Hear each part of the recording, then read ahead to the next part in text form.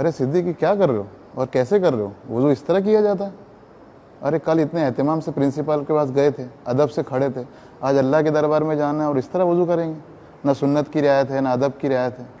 वुज़ू में इस चीज़ का एहसास ज़रूरी है कि आप अल्लाह के दरबार में हाजिर होने जा रहे हो, उस एतबार से वुज़ू करो। मैं आपको सिखाता हूँ कि वुज़ू किस तरह किया जाता है, सीखेंगे ना?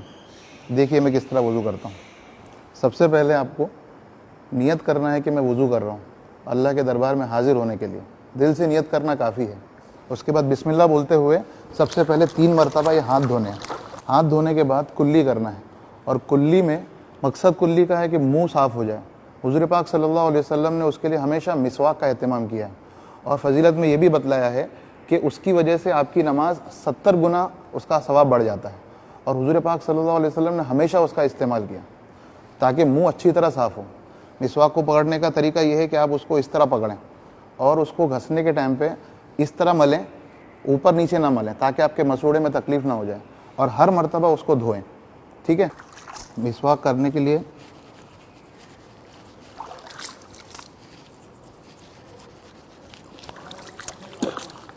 हर मरतबा उसको धो के रखना ज़रूरी है, बगैर धोए उसको नहीं रखना चाहिए। और अगर आप मिसवाक ना हो तो आप उंगलियों के ज़रिए दांतों की सफाई कर दें।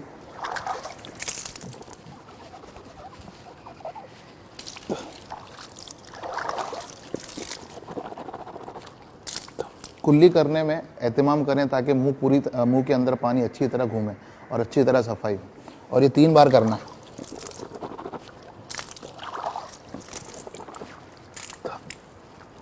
अगर रोज़ा ना हो तो गरारा भी करें ताकि अच्छी तरह सफाई हो सके। उसके बाद नाक के साफ़ करने का मसला है। नाक के लिए इस्तिंशाक का लफ्ज़ आया है। आपको उसकी तरीका यह है कि आप उसको दाएं हाथ से इस तरह पानी नाक में चढ़ाएंगे और उल्टे हाथ से नाक को साफ़ करेंगे। ऐसे 3 बार करेंगे और फिर छोटी उंगली से नाक की सफाई करेंगे। ठीक है, आप देखिए।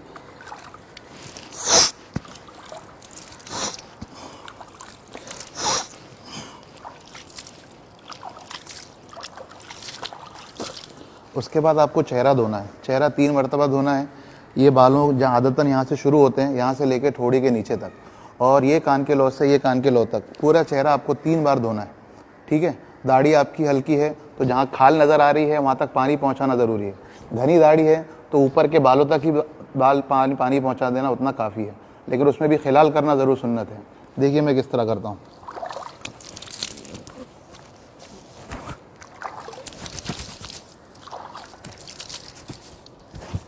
ये आपका 1 मरतबा हुआ।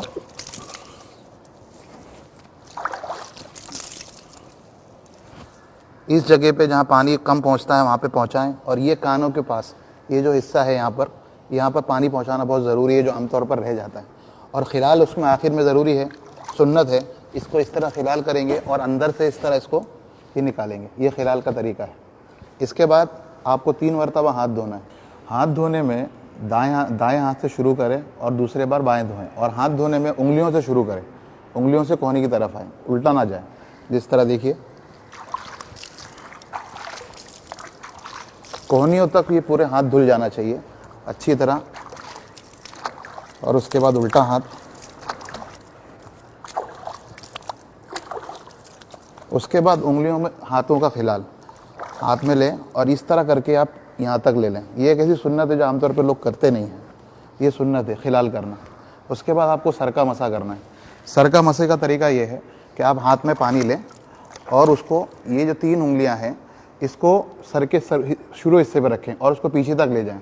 फिर इस हिस्से से आपको वापस आना है, और उसके बाद ये जो उंगली है आपकी, उससे कान साफ़ करने हैं, और इस वाले हिस्से से आपको कान के पिछले हिस्से पे करना है। और ये जो वाला हिस्सा है, इससे आपको गर्दन का मसा, गला का मसा करना मकरूह है, लेकिन गर्दन का मसा करना सुन्नत है।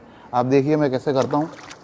इसको इस तरह कीजिए, यहाँ रखिए और यहाँ से ऐसे यहाँ तक ले गए। फिर उसके बाद ये आए। अब ये उंगली आपकी है, इससे कान का पूरा इस तरह लीजिए, इस हिस्से से ये पीछे का लीजिए, और ये जो हिस्सा बचा है उससे आप ये पीछे की गर्दन इस तरह, ये आपका मसा हो गया। पैर धोने में भी दाएं पैर को पहले धोएंगे, फिर बाएं पैर को, और उसमें भी उल्टे दाएं हाथ से पानी डालेंगे और उल्टे हाथ से मलेंगे। ठीक है, और इसके अंदर एक गड्ढा होता है पैरों में, तो उसमें खास तौर पे वहाँ पर पानी पहुँचाना ज़रूरी। देखिए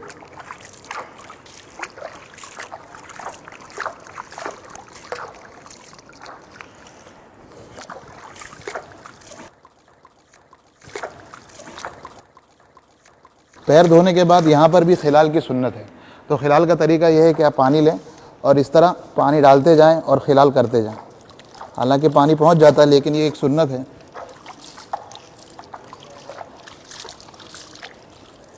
ये आपका अल्हम्दुलिल्लाह वज़ू सुन्नत के मुताबिक पूरा हो गया। अगर इस एतबार से आप वज़ू करेंगे तो सुन्नत, ये वज़ू का सवाब भी मिलेगा और इसकी बरकतों से नमाज में खुशू भी पैदा होगा।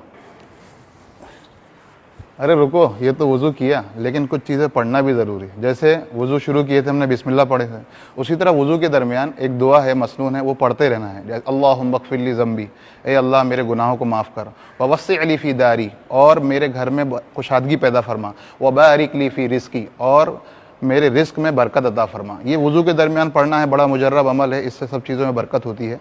और जब वज़ू ख़त्म हो जाए, हम वज़ू करके फ़ारिग हुए, तो फिर हमें पढ़ना है अशहदु अल्ला इलाहा इल्लल्लाह व अशहदु अल्ला इलाहा इल्लल्लाह वहदहु ला शरीका लह व अशहदु अन्ना मुहम्मदन अब्दुहु व रसूलुहु। और जब अशहदु अल्ला इलाहा इल्लल्लाह कहें तो उंगली से ऊपर की तरफ इशारा करें। और फिर एक दुआ है, अल्लाहुम्मा जअलनी मिनत तव्वाबीन वजअलनी मिनल मुततहिरीन। ये दुआ पढ़ लें कि अल्लाह मुझे तौबा करने वालों में से बना और मुझे खूब पाकी हासिल करने वालों में से बना। ठीक है, करेंगे। और उसके बाद एक हदीस और सुन लीजिए। वज़ू करने के बाद हज़रत अबू हुरैरा फरमाते हैं कि वज़ू करने के बाद अगर कोई आदमी बात ना करे और जाके बग़ैर मकरूह वक्त में 2 रकात नमाज पढ़ ले, तो ये उसके तमाम गुनाहों को माफ़ करा देती है। ठीक है, समझ में आया आपको? करेंगे ऐसा इंशाअल्लाह। ठीक है, अल्लाह।